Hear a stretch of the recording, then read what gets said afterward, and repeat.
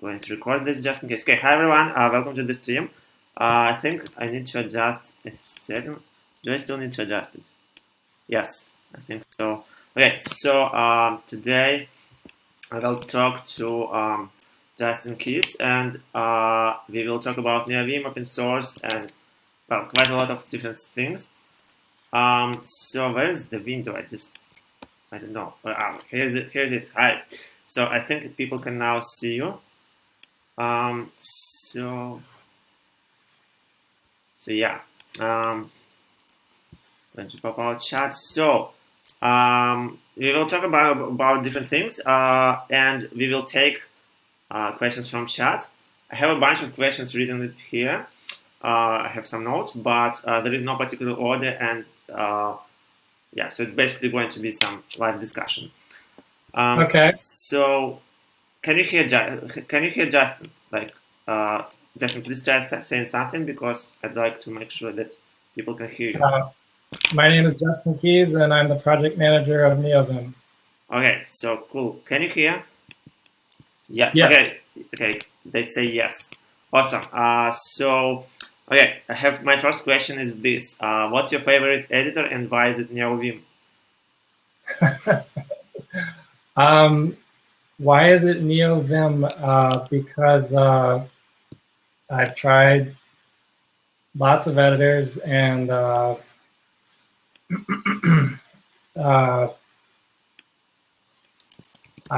it's the most flexible, and it's the one that I know the best.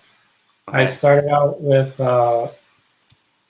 I spent many years on just using like Notepad++. And eventually I got sick of doing the same mechanics of, at some point, programming, the mechanics of programming gets very tedious. Mm-hmm. And after, programming for 8 years or 9 years, I was tired of some of those repetitive mechanics that I had been doing, for most of my programming life, and I just went a little crazy and decided to give Vim a fair chance. I had been using it since I had been using it like casually, like on Linux servers since the year 2000, but I never really gave it a fair shot. Mm-hmm. I guess I'll just go into the origin story since I'm already rambling on. So I was about to, I donated some money to Notepad++, but I was ready to move on. And I was about to pay for Sublime Text, but I started looking into Sublime Text, and I was like, how do I, okay, it's missing this feature. I want to add this feature. Oh, okay, I have to go install this plugin. Or, I have to configure this thing. Mm-hmm. And it dawned on me, well, if I'm going to do all this configuration, which is something I didn't really want to do, I might as well give Vim a fair chance and see if I can install plugins and configure it the way that I want before I pay for Sublime Text. So I ended up making Vim do what I want it to do, and I was happy with it. And I donated to Vim instead of buying Sublime Text, and then I just have been going nuts with it for the past 4 years. Mm-hmm. Okay. That doesn't really answer your question, though. The reason that it's my favorite editor is obviously because it's very customizable, and importantly, it has some very well-designed conventions and features that work together. And the reason that that's really important is because if you're going to build on a piece of software beyond just the nucleus of the bubble that it lives in, you need like other users that can compound onto that. And in order to do that, you need like a community with strong conventions where everybody is sort of like following similar conventions so that like the plugins and the tips that they give you work together as a holistic entity instead of just a bunch of like a grab bag of like, you know, useful one-off functions. Like PHP, for example, it has like a lot of useful functions, but they don't necessarily compose together. Yeah, makes sense. So, like, so things like, okay. Yeah, no, keep talking. I don't want to interrupt you.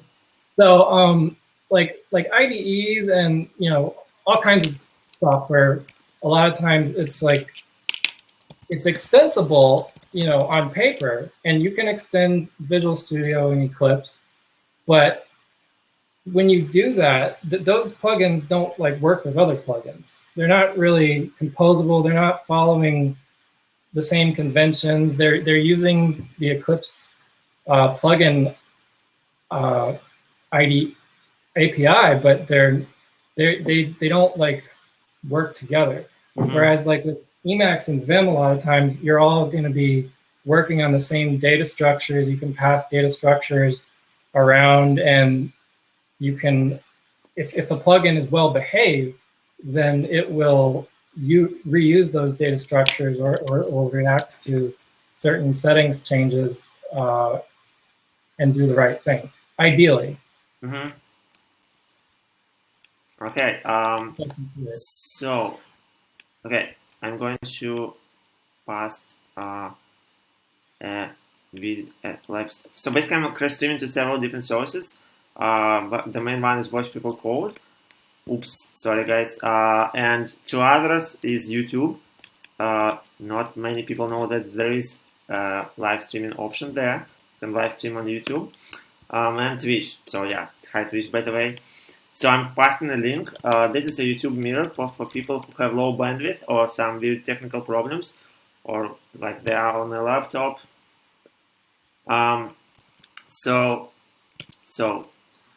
Okay, so my next question is, how did Neovim project started, and were you there from the very beginning? Because this is the question. How did Neovim start? Yeah. I know exactly how it started. I spent, you know, I hung around the Vim Reddit subreddit, and I was also following the Vim Dev mailing list, and there was G. Greer's patch for timers that was rejected on Vim Dev, and then there was Tsuruda's patch that he submitted, which I thought was actually very courageous of him, considering that G. Greer's patch was rejected a few months earlier. I was surprised that he had spent time on trying to do add a similar feature to Vim. But that sort of went nowhere, and then I noticed that he created a project. He quietly created a project called Neovim on his GitHub. I noticed it because I was following him on GitHub, and I was actually the first user to start it. And then I asked him the next day on Reddit, you know, what's going on with that project? And he said, and then the very next day, he actually did the bounty source because there seemed to be some enthusiasm for the project. Okay, did you start just following the project, or did you started contributing right away? So no, I mostly just heckled people on the issue tracker, and I reintegrated a few missing Vim features that were removed in the initial import, but I didn't always find the time to write much code in the beginning. And he didn't ask me to be project manager until around, I think it was like March or April, and the project started in February. Okay, so like, do you mostly, okay, I mean, I'd like to ask about how the Niobium project is governed and how it is organized. So could you please tell about that? Like how many people are working on it? And I know that I don't know how to pronounce the name. Is it Thiago de Taruda? Like, am I pronouncing it correctly? I say Thiago de Arruda, but I've never actually heard it pronounced. That's my best Portuguese accent. Okay, yeah, mine too. So basically, I forgot why I mentioned that. I mean, so I forgot my question. What was it? I think so. Yeah, basically how is the project organized? Yeah, how it's organized, how it's governed. Oh, so my question was that. So Thiago de Taruda is working full time on it right now, or not? He's not working full time on it right now because I saw this link where he tried to raise money for him to work full time, right? There was some campaign for that, which is really interesting. He's working blocks of time. He's working at least 2 days a week on it now. But he busted his ass working on it, the last half of last year, even though the original bounty source had only funded half a year, but he worked on it the whole year pretty much full time. So at some point that was going to not be sustainable. So now my understanding is that he's working on it in blocks of time. Okay. And how many people are working there? So are most of them volunteers? For example, do you work in your spare time? Yeah, only my spare time. I don't get paid on it at all, nor do I have any desire to be paid to work on it. And in fact, the bounty source thing, in my opinion, the paying bounties on issues, I think that sort of fizzled out because generally, like the tax paperwork and stuff for that is just not even worth it. I mean, if you're going to fix a bug for $50, you're going to fix it for $0 probably too, because it's going to take more than 1 hour to fix. So the jury is still out on whether Bounty Source's original bounty model is going to work for any open source project. I haven't seen too many projects where it actually is used aggressively. I could be wrong though, but it depends on the nature of the project. If each bug takes hours to fix, $50 is not going to cut it for most people. Okay. So the organization of Neovim is Thiago and I are the GitHub owners, and we have about 10 or maybe even 15 people now on the core team, and that evolved over time. We kept adding people to the project, and other than that, a lot of it is actually implicit, which is not necessarily a good thing. Eventually we're going to need to write down some more rules about how things are structured, but as long as it continues to hum along at the pace that it is, there's no rush to do that. I mean, maybe there should be, but it's working right now as it is. And I'm okay with that because, this is like, what Paul Graham might call the duct tape approach, where, you don't need to automate or formalize things until you really do need to do that. Okay, yeah, this makes sense. The duct tape for that portion of the project is working okay right now. If I start to hear noise about it, we'll address it. But there's always some other thing that has to be that has priority in the meantime. Okay.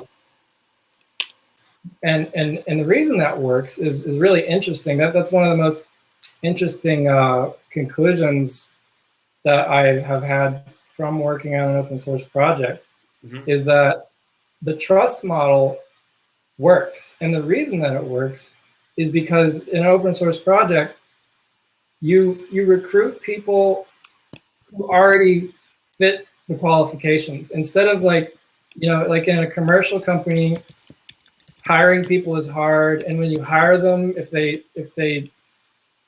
don't get it, then you have to figure out a way to like make them get it, because you can't get rid of them usually, or it's hard to get rid of them, or there's no one else like available to fill their place. But in an open source project, you start out with one person, and then if someone happens to come along who already gets it, who already understands how to work in the project structure, like what's expected intuitively, then you bring them on, and it just worked. And that's been working so far. Like, you don't see people just committing things to master just because they feel like it. They're following the rules, and no one even had to tell them like to follow the rules. They just do it because it's intuitive. Intuition is the single most important valuable characteristic for someone who's a project member. And Linus Torvalds has mentioned that as well. He calls it good taste. So if you have people with good taste, things don't have to be communicated nearly as explicitly as you would otherwise need to communicate them in an organization that isn't organic. Open source organizations naturally are organic in most cases. This is actually really interesting, because I've never really worked on open source projects. Sometimes I send bug fixes and patches, and recently I talked to JDM from Mozilla, and it's kind of interesting to talk about open source, because I never worked on them. So I started working with them quite a little bit. So I sent a few patches to Sova, which is a browser engine written in Rust.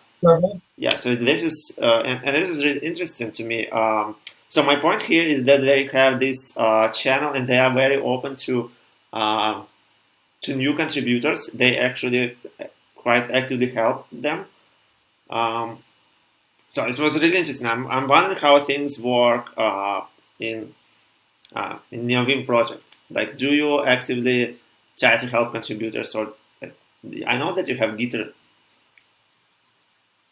We do. I want to mention though that Servo, Rust, Node.js, they're in a different situation, because they're part of a formal organization. Yeah, they're part of a commercial that's organization. True. And so they had to write down those explicit guidelines from the beginning, because they don't have that luxury of sort of just operating on a passively. They have deadlines. They have people they already have to work with, and plus, they're a more mature organization than them, obviously. But they already had people that they had to work with, and yeah, they need more people, and they're running at an accelerated pace. Like, if we had the resources to do that, I mean, because we could use some acceleration too, then we would probably want to look at formalizing those guidelines and structuring things a little bit better for Neovim. But we have missed some deadlines, and it's not like Mozilla, where they have a lot riding on Servo. They have a business model riding on it. If Neovim takes another year to get out the door, it's okay because our competitor is Vim, and we're, in my mind, we're still competing strongly with them. I mean, we can consider other text editors competitors as well, and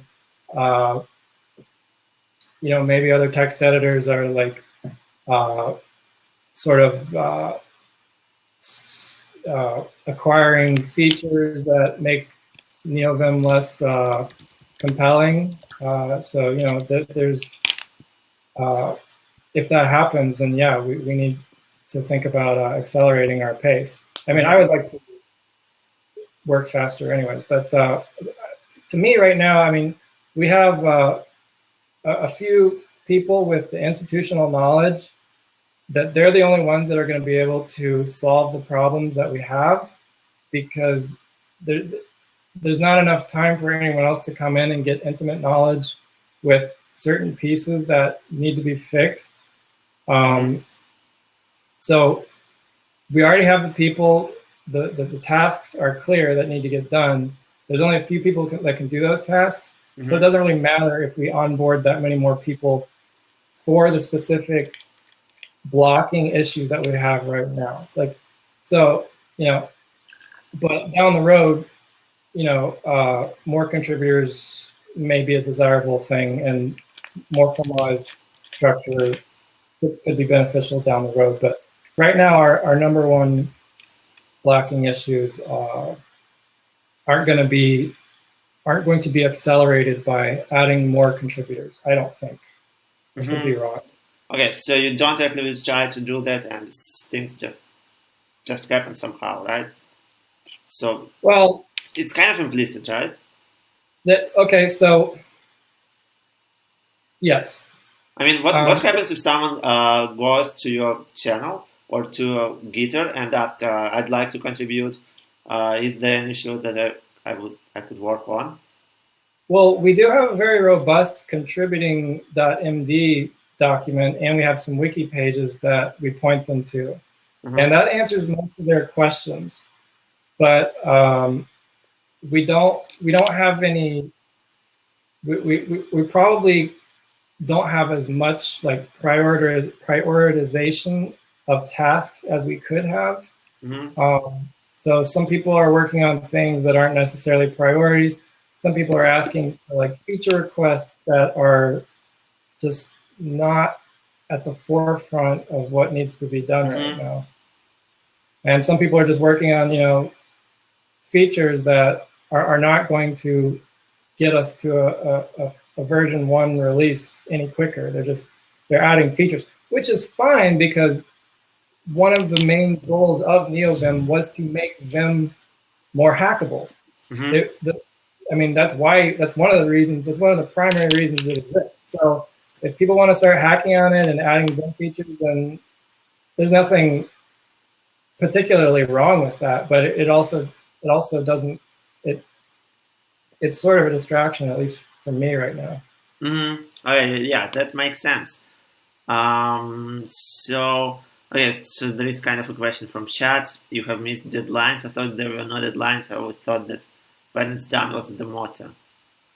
That's the question from chat. Is there a place I can read that question? I didn't understand the question. Okay, yeah, I don't know. I can send it to you if you need. Okay, I don't know how to use Hangouts. I need to find where. Oh, Hangouts are weird. Oh, I found it. So here's the question.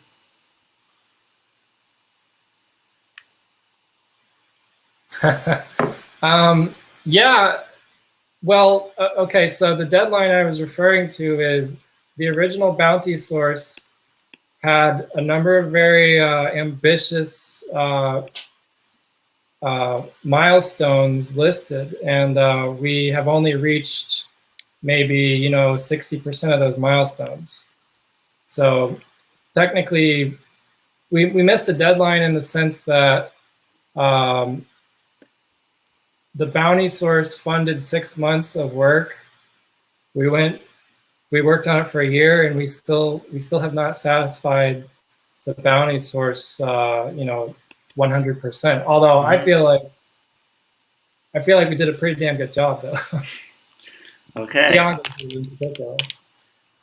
Okay. So now there was a question about features. So I'm going to copy and paste it just in case. Okay, yeah, there are some questions about features.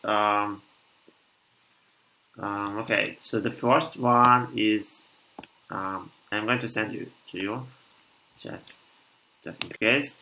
It's the sync feature and terminal support were killer features. Anything else to look forward to? Yeah, as far as so I consider plugin authors end users, by the way, but even if you're not a plugin author, okay, I'm gonna answer the first question. Yeah, the first one. There are two other questions.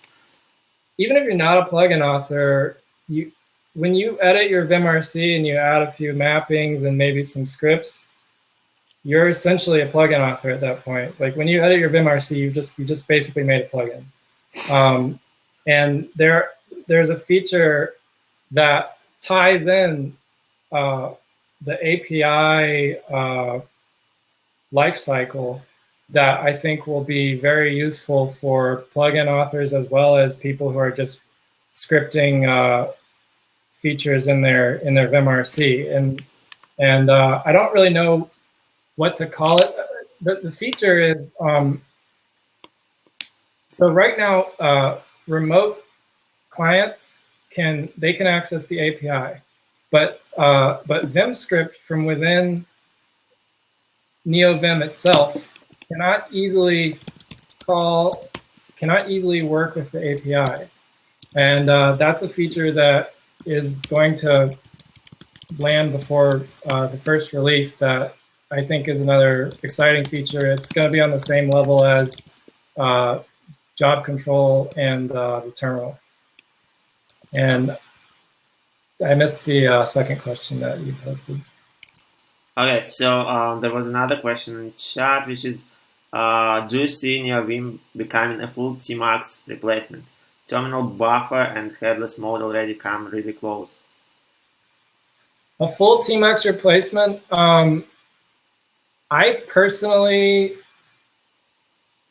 would hesitate to say that, but Tiago seems very determined to make that happen. So I would say actually it's going to happen because Tiago's going to make it happen. He seems very, very interested in doing that. It could be a while though before we reach full parity with Tmux, because Tmux has a lot of very sophisticated options. The session management is something that Tiago is going to add support for, but there's probably like many more advanced options that I don't know about in Tmux that could take a while to implement. So calling it a full Tmux replacement depends on what your definition of that is. Every single feature in Tmux, probably not. But the main features like session management, disconnection, and then reconnection, and being able to script it, you know, we're 80% there. All we need is session management. Okay. Yeah. Thanks for answering this. By the way, if anyone has questions, just post them to chat because it's really awesome. And personally, I like getting questions in a stream. And well, so we are doing this live, and one of the points doing this live is your questions. So don't be shy, ask questions. So I think there are no more questions from chat, but I also have a few questions about Neovim features. I actually tried Neovim a while ago, and it felt, and I'm pretty like casual user. I don't use much plugins, but I started using some plugins, and well, I tried Neovim, and it was pretty stable. But and from what I can tell, it can be used as a replacement for Vim. like drop-in replacement. Mm-hmm. Like as far as I can, if I remember correctly, one of the main points of Neovim is make life for plugin for plugins easier. So some synchronous plugins can be written more easily with Neovim, right? Yep. So could you please tell about this in more detail? What's the main issues in Vim that Neovim is trying to fix in relation to plugins? Well, so there's two primary issues regarding asynchronous behavior. You can achieve that in Vim using the client server feature, but it can be unreliable, and it's slow if you're going to do it for something that's really high traffic, like writing a GUI that talks to Vim. And the other problem is it's not available. It's not available without unless you install the version of Vim that's linked to Xorg. So on like a server that doesn't have X libraries on it, you're not going to be able to use that feature. So Neovim solves that with the jobs API. It makes it very easy to call a command and then designate a callback that handles the response of that command. And it works without linking to any GUI library. Mm-hmm. And it is it's fast. Well,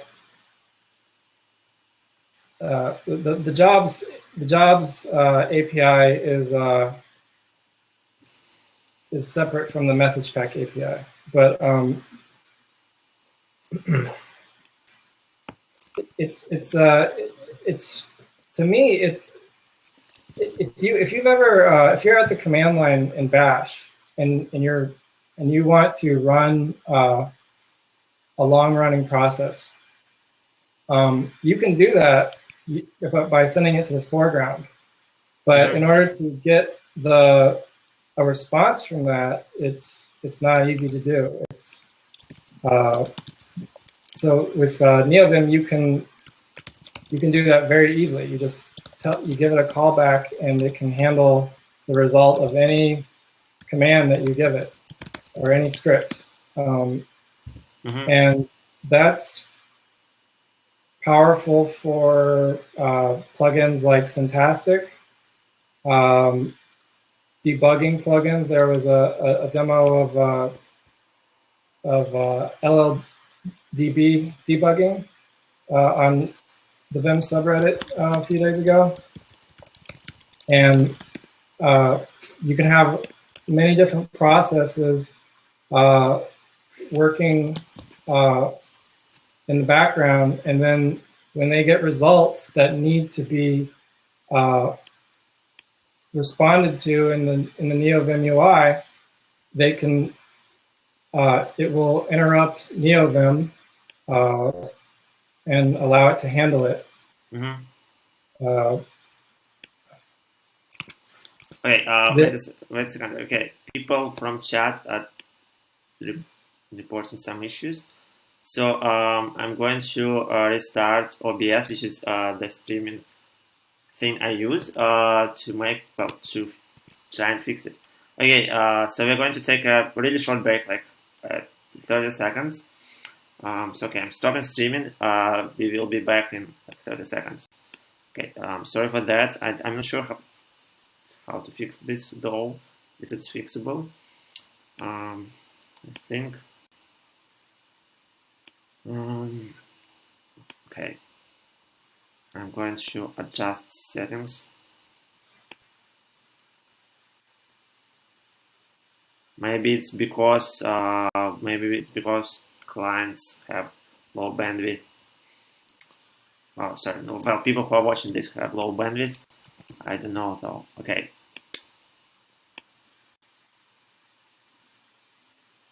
Okay, we are back. Okay. We are back. Tell me if it is better. So, okay. Do you think that Vim architecture makes development harder?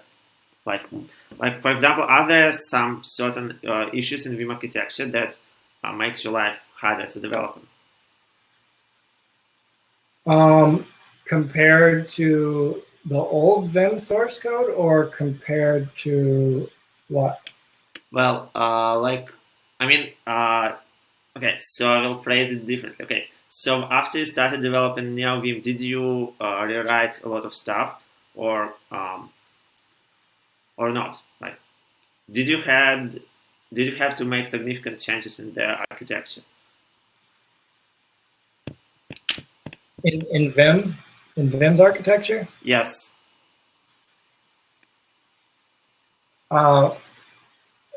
Tiago made many far-reaching changes in Vim's architecture, and there's still some important changes coming up, such as his work on removing the break check calls in Vim, which is basically a manual way of checking for interruptions to respond to interrupt events.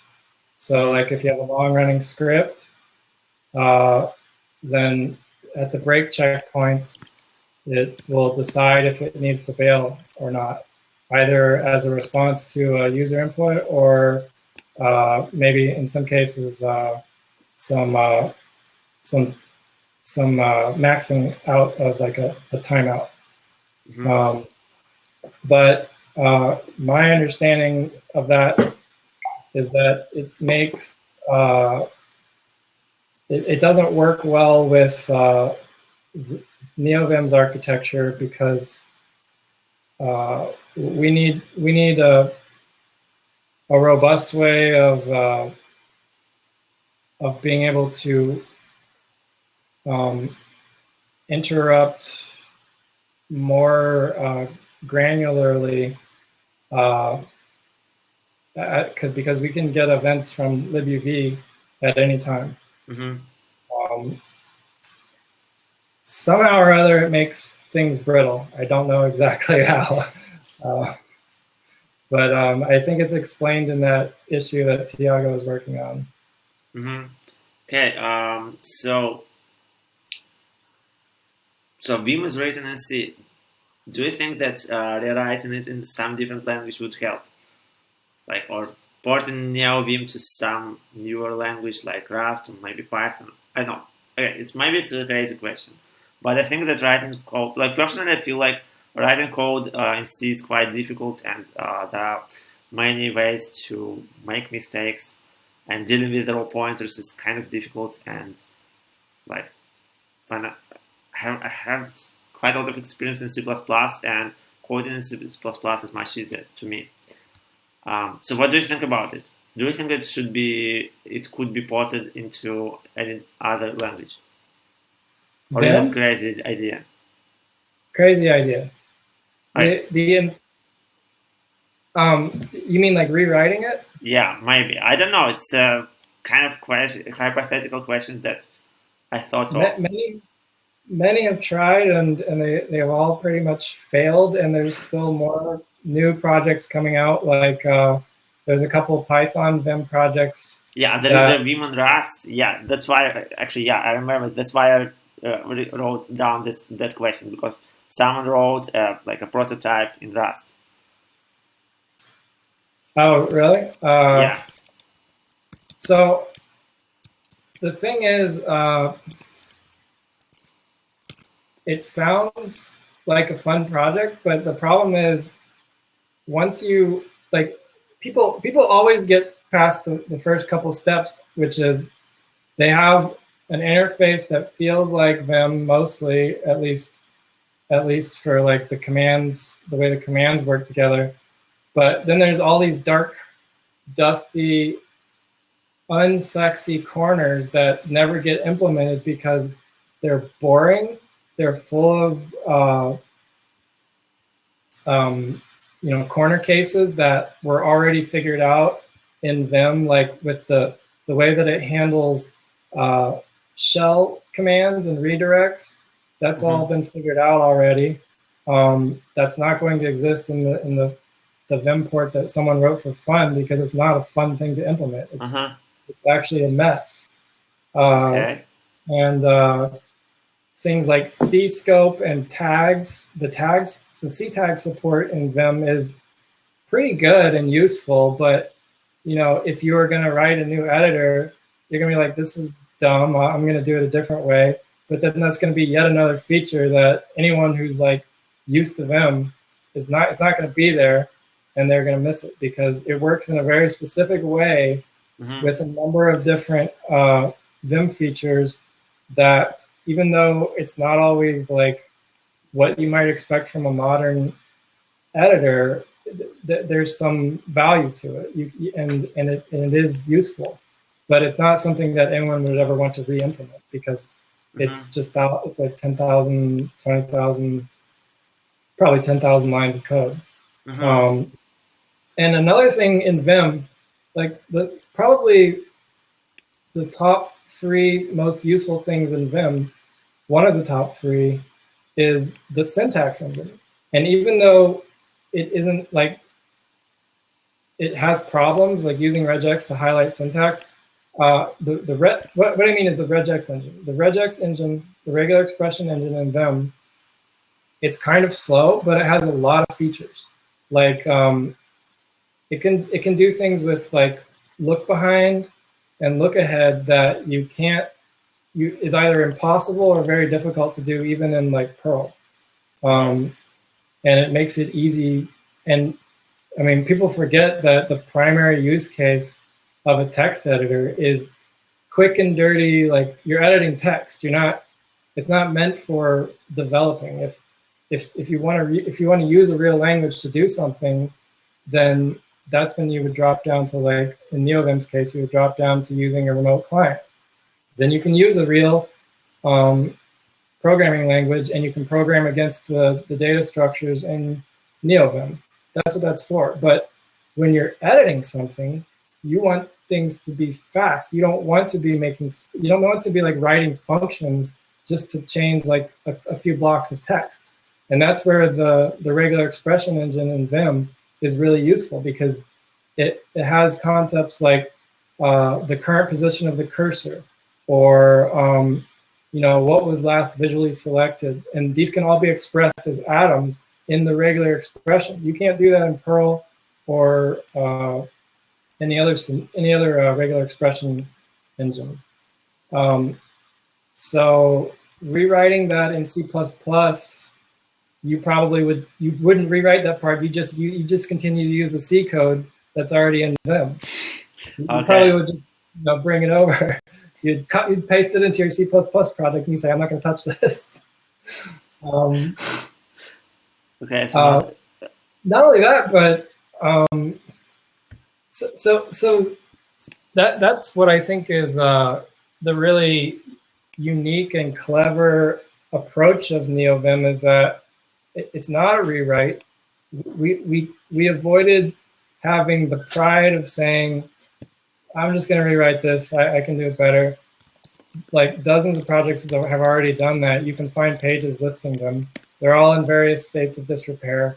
What we want to do is take what's already there. It's about 200,000 lines of knowledge. That's what it is. This is a box of knowledge that we've taken, and we're trying to make very careful surgical changes to it so that we can, allow it to be extended and more ways than it would typically allow, or than what it already allows, so that we can reuse that valuable 200,000 lines of knowledge. We can leverage it. You know, Rich Hickey likes to use the word leverage. Leverage means you press your finger on a lever and you get a lot of value out of it for relatively little work. But you know, it's turned out to not be that easy. But it's the only way of doing it. I think if Neovim doesn't work out, then nothing's going to work out as far as rewriting a Vim. Okay, this makes sense. Okay, so yeah. Okay, so I'm going to try to restart the stream again because people report video issues again. So okay, I'm also going to restart the server of what people call it, and we will be back soon. Okay, okay, I'm stopping streaming. Post your questions in chat. Okay, so we are offline now, but we will be back soon. Some people posted questions. So I've submitted it to your chat in Hangouts. There are two questions. One is, I think, about Mark, something like Emacs.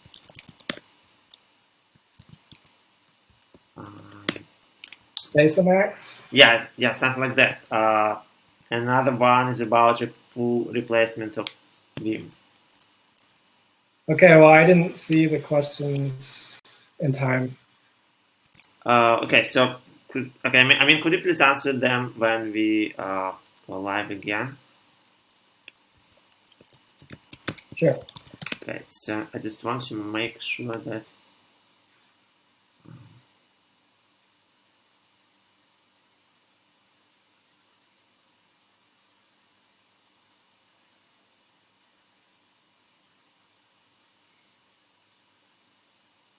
okay, so I'm just waiting and looking at the stream.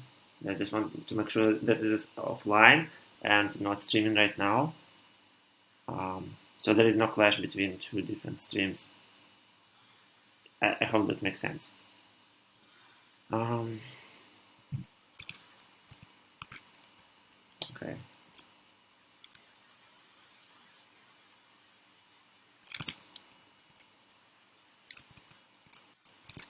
I think it's offline. Okay, I started streaming. Let me check if we are live. Hey, can you? Okay, I'm not sure if it works properly. Okay, okay, I started streaming. Please tell me if it works better, like in chat. I'm not sure if it's better now.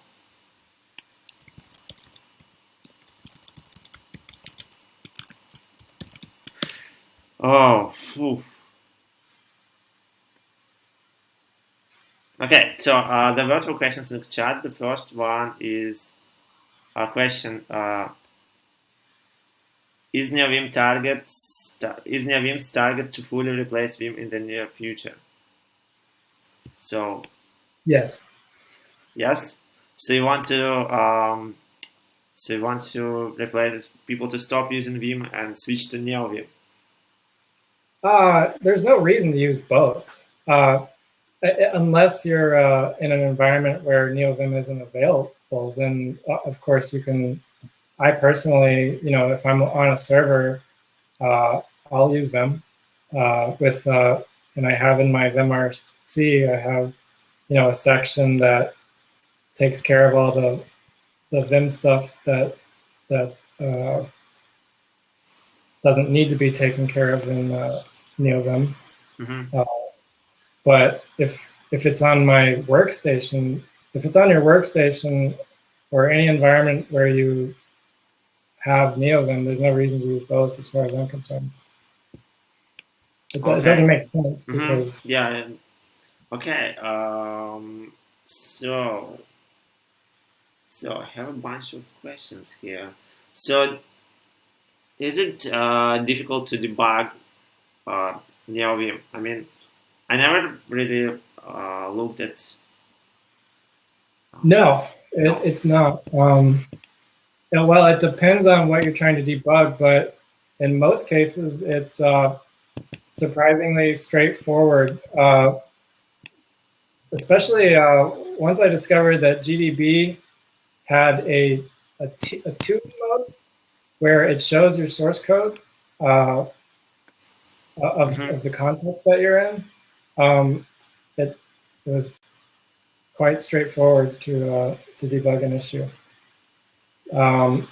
Debugging a failing test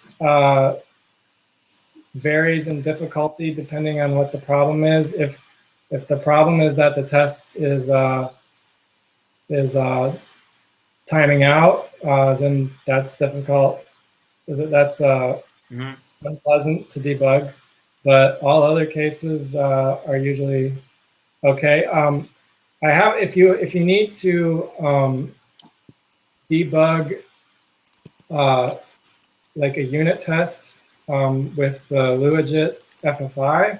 If you need to debug that in GDB, I've heard various reports on whether that's even possible, and I haven't tried it myself, so that also could be difficult. But if you're just debugging a seg fault, that's typically very straightforward, at least in my experience. Okay. Do you use Valgrind for debugging some things like? Yes, we. Well, do I personally? We have it enabled in our continuous integration system, as well as Clang ASAN, MSAN, TSAN, and UBSAN. Yeah, that was the other one. Undefined behavior sanitizer. We have all those enabled in our continuous integration system.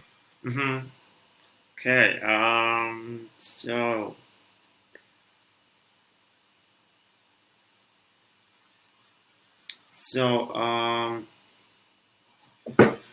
have some questions written here. How is the relationship?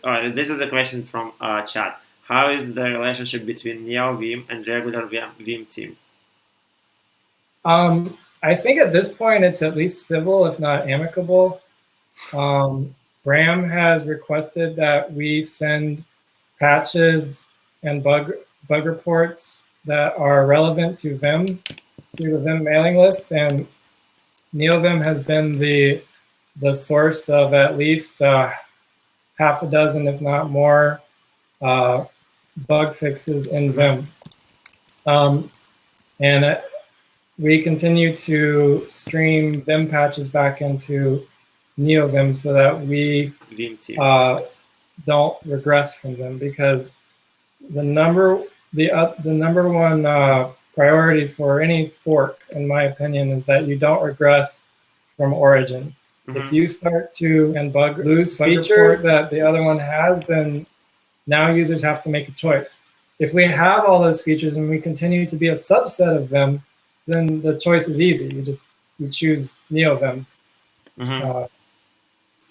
Christian Brabant, who's probably the second most prolific Vim developer, he has been somewhat active on the Neovim issue tracker, and he has been cooperative, in helping us in some cases. And Bram seems to be completely fine with the project. And I guess he probably regards it as a useful source of scrutiny, just so that to make Vim more robust, at least by some non-zero amount. Okay, this is actually interesting. Do you know what was the initial reaction from him? Like when the Neovim project just started? Yes, I do. I read the mailing post. Yeah. The mailing post. He said it's going to be an awful lot of work, and I don't understand what the benefit for end users will be. And that has stuck in my mind ever since. And it definitely has been a ton of work. And we're trying to get over the hump where we get Windows support so that that statement is no longer echoing in my head, because I'm going to be haunted by it forever if we don't get the first release out.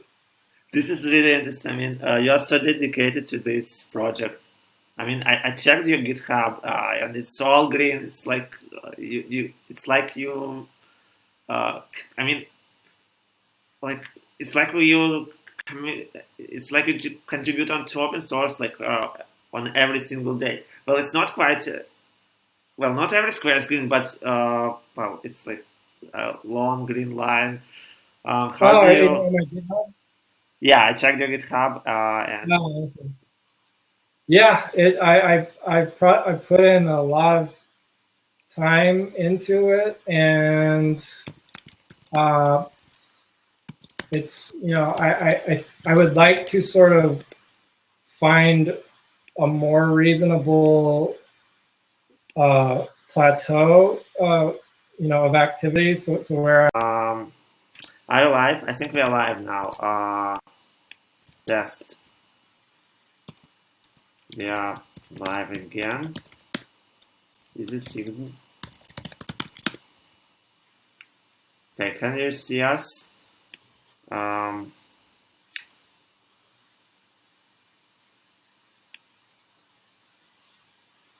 Okay, is it better now? I think it's better now. Oh, okay.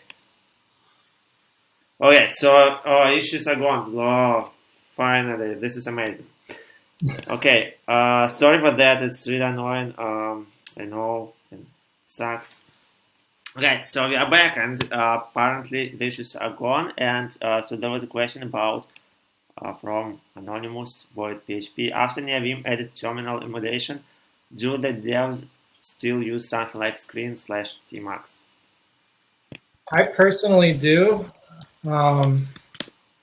I think that probably most of the devs still do. Some users have said that they have transitioned to only using Neovim, but TMX is still useful for having multiple sessions open at once and also for disconnecting.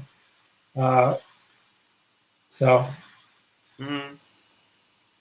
I know that Tiago is determined to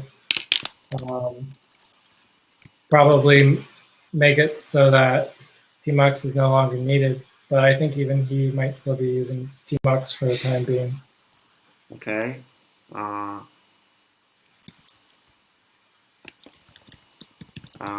Okay, I have a bunch of open-ended questions. The first one is this. Do you have any tips for learning Vim? Because many users just start to learn Vim and give up. So, any tips? There's some work being done on enhancing Vim tutor mode. I hear that's a great way to learn Vim. I never used it myself. The other, I personally recommend the way that I fell into it, which is if you get annoyed enough by the repetitive editing mechanics that you have to do every day, then you're eventually going to just be driven towards learning something like them. I don't know of anything else like them. You could use evil mode in Emacs, but it's still going to be the same challenges of learning Vim. So just wait until you get annoyed enough so that it doesn't feel like work to learn it. Otherwise, if you try to force yourself to learn it before you prematurely, then you might not have the motivation to do it. That's my opinion. Okay, interesting. Okay, I forgot my question. Damn it. What was it? Okay, I think it was an interesting question.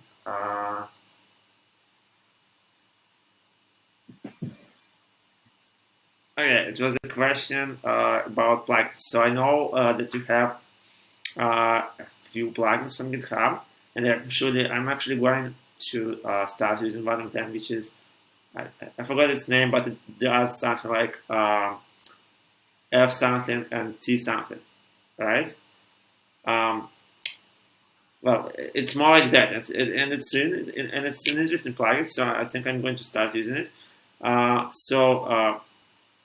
did you write it? How did you decide to write it? Oh, my plugins. Okay, Vim Sneak. Yeah, Vim Sneak. Yes, that's the name. It's pretty cool plugin. So people who are watching this, you should check it out. I wrote that because I looked at the implementation of Vim Seek, and I thought that it would be easier to do. I thought of a much easier way to implement it, and then I just it started out as a little a blurb in my vimrc, and I eventually got good enough that I just released it as a plugin. Mm-hmm. And I added the easy motion mode because I realized that the conceal feature could be used to do what easy motion was using 2,000 lines to do.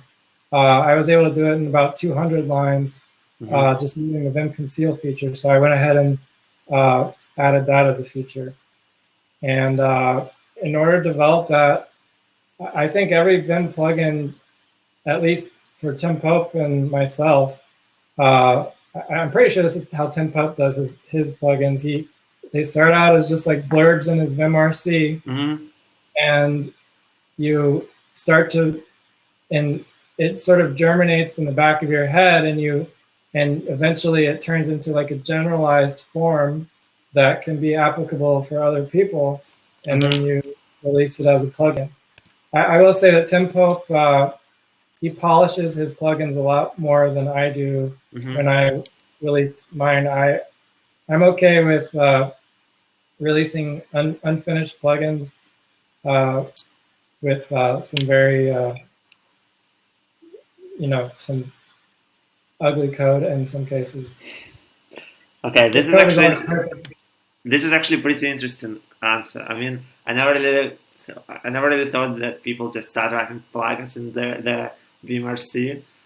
It's pretty cool. Okay, so there is a question from chat: which operating system users does neovim focus the most? What's the question? I submitted it to your chat. Okay, let me send it again. What is Hangouts is annoying. So this is the question: which operating system users does neovim focus the most? That's a trick question. Huh? That's a trick question. We love all operating systems equally, but technically we so far have concentrated on Unix because that was the staging ground, and now that the shape has formed, we can translate that over to OS 10. Well, it works fine on OS 10 because it's basically Unix, but we can translate it to Windows now and deal with the cross-platform issues that arise there. But our goal, we're absolute, Windows, OS 10, and Linux are all first-class targets for neovim, and as soon as we have a production, or as soon as we have a build for Windows that is usable for day-to-day work, I'm going to be personally paying a lot more attention to it because I'm going to be using it 40 hours a week because I develop on Windows during my day job. Okay. Okay. Another open-ended question is this: there are people who are just starting to learn programming. They're just starting to learn, so they don't have professional experience, and there are many such people. And what advice would you give to those people on how to learn programming? On how to program in general? No, how to learn programming. How to learn programming? Yeah. I personally, I think that you should start out with if you don't know anything about programming at all, use an IDE, because it gives you immediate feedback. It gives you the pop-ups. It gives you really helpful tooltips. It doesn't require almost any configuration. IDEs are not easy to set up a lot of times, but I would say that they're easier to set up than something that is really open-ended like Vim or Emacs.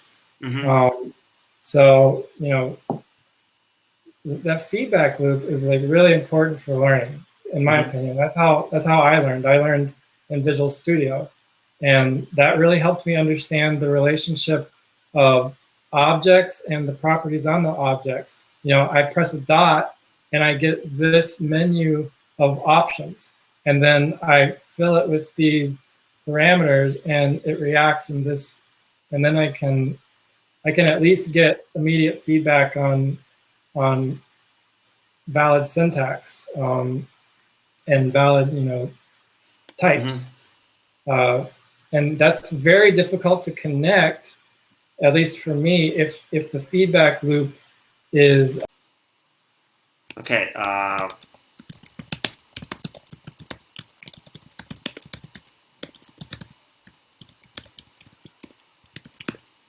Okay, can you see us? Okay, I'm going to check it.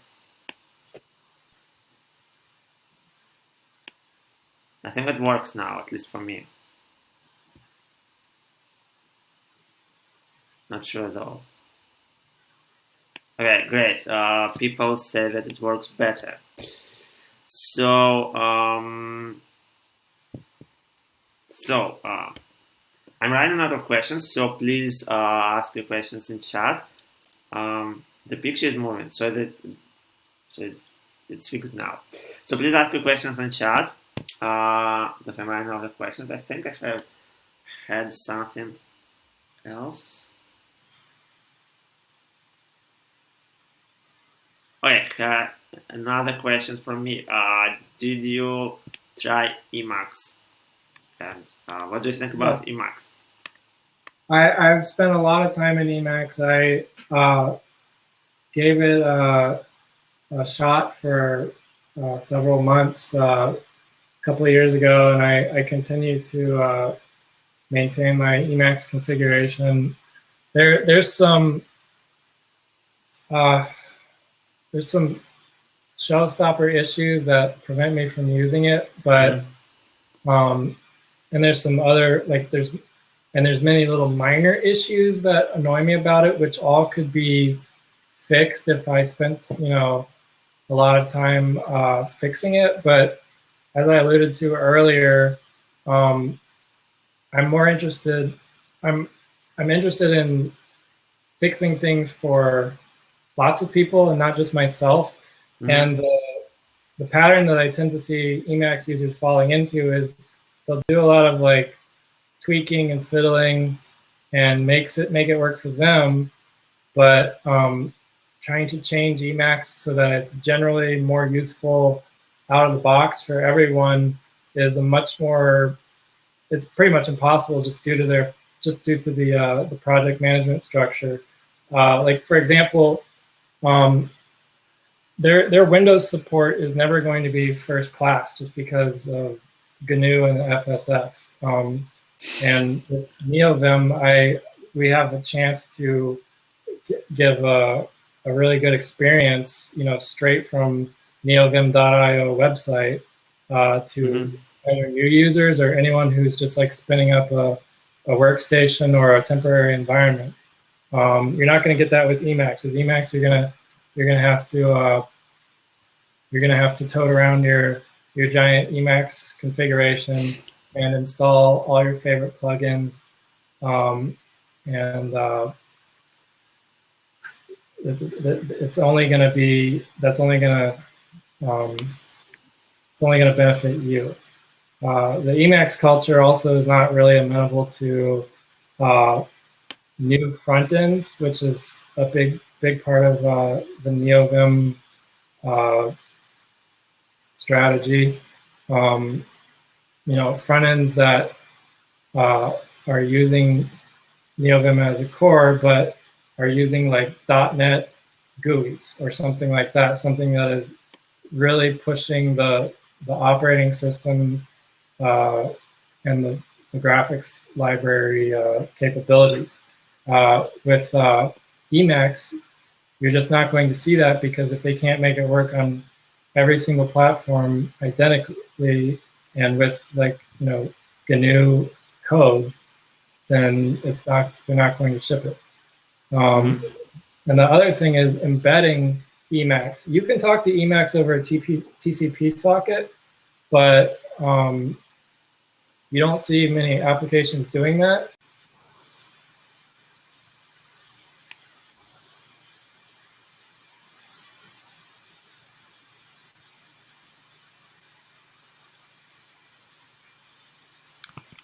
Okay.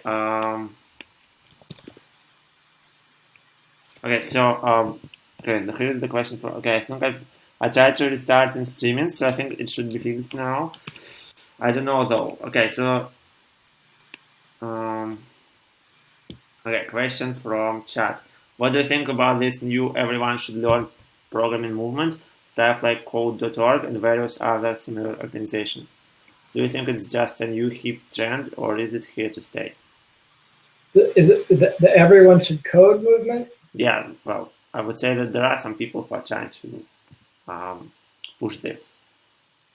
I think I've been asked about this before. I think it's like, I don't have a problem with it personally, but it's sort of like, the everyone should read movement, and the everyone should go to school movement, and the everyone should own a house. When you try to optimize for like one symptom, we have to have everyone doing this one thing. You'll get that eventually, but depending on how you got there, the result may not end up being what you expect.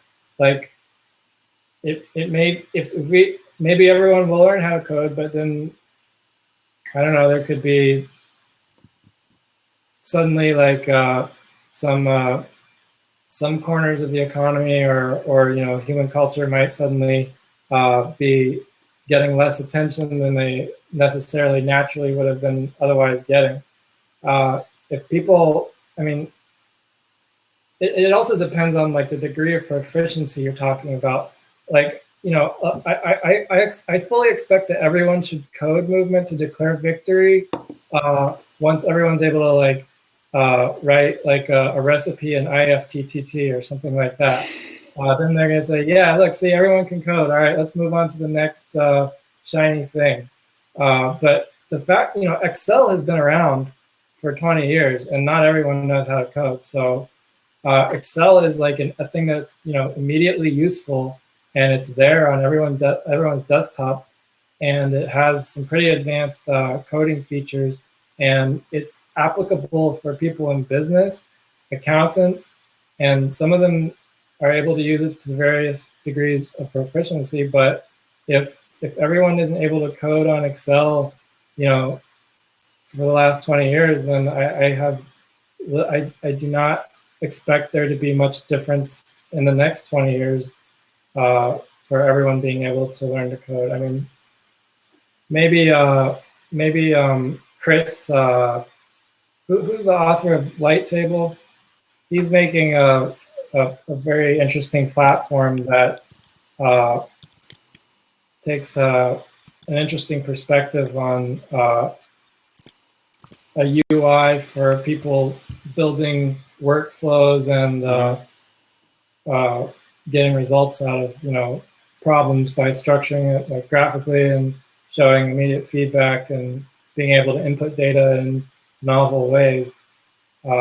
So maybe that is what was missing, and that will possibly catalyze more people to be able to find applications where Excel previously was some degree of too obtuse, for people to figure out how to apply things. But if that works, great. But I still don't. It's never going to be, it's never going to be everybody, because there's strata throughout, the economic roles that people play, that is just not going to. People have to decide what to spend their time on, and a lot of people think that coding is the only thing that's going to be valuable in the future, but human services are still going to be really valuable as long as humans are around. So things like, entertainment, I don't know, giving people massages, whatever, that kind of stuff. People are going to continue to do those things, and they're not necessarily going to be spending their time learning to code. Learning languages, writing, books. I think that the Learn to Code movement is just somebody's pet project that went out of control. Okay, interesting point. I actually agree. I must agree with it. Yeah.